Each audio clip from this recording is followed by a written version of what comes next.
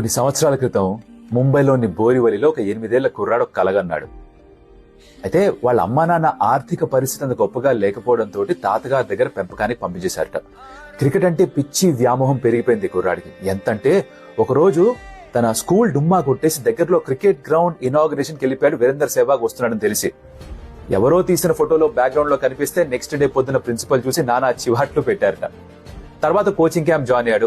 అక్కడ of spin వేస్తూ number 8 లో బ్యాటింగ్ చేస్తుంటే కోచ్ చూసి, బంగారం నువ్వు బ్యాటింగ్ చాలా బాగా చేస్తావు, బ్యాటింగ్ మీద ఫోకస్ చేయి అని చెప్పడం తన లైఫ్ నే టర్న్ చేసేసింది. చిన్నప్పుడు బ్యాటింగ్ చేస్తున్నప్పుడు షాట్స్ కొట్టాలంటే భయంట తనకి. అవుట్ అయిపోతాడని కాదు, షాట్ కొడితే బ్యాట్ విరిగిపోతే మళ్ళీ కొనుక్కోవడానికి డబ్బులు ఎక్కడి నుంచి వస్తాయి అన్న భయంట. న్యూస్ పేపర్లు వేసేవాడు, పాల ప్యాకెట్లు అమ్మేవాడు, దాంతో డబ్బులు సంపాదించుకొని దాంతో తన క్రికెటింగ్ కెరీర్ ని ముందుకు తీసుకెళ్లాడు. ఈవెన్చువల్లీ ఇండియాకి ఆడాడు.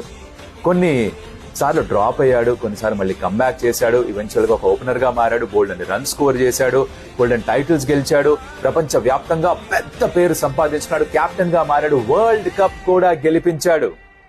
ఆ very own hit man Rohit Sharma ఇవాళ తన ఫేవరెట్ గ్రౌండ్ తన ఊరిలోని వాంఖిడే స్టేడియంలో తన పేరు పైన ఒక రోహిత్ శర్మ స్టాండ్ అని ఓపెన్ అవుతుంటే తన పక్కనుండే ఆ 8 ఏళ్ల కుర్రాన్ని చూసి ఓ చిరునవ్వు ఉండదా తన మొహం పైన? చిన్నా, నీ కల నిజమైందిరా, చిన్నా మనం గెలిచావురా అని చెప్పుకుంటాడేమో ఇవాళ.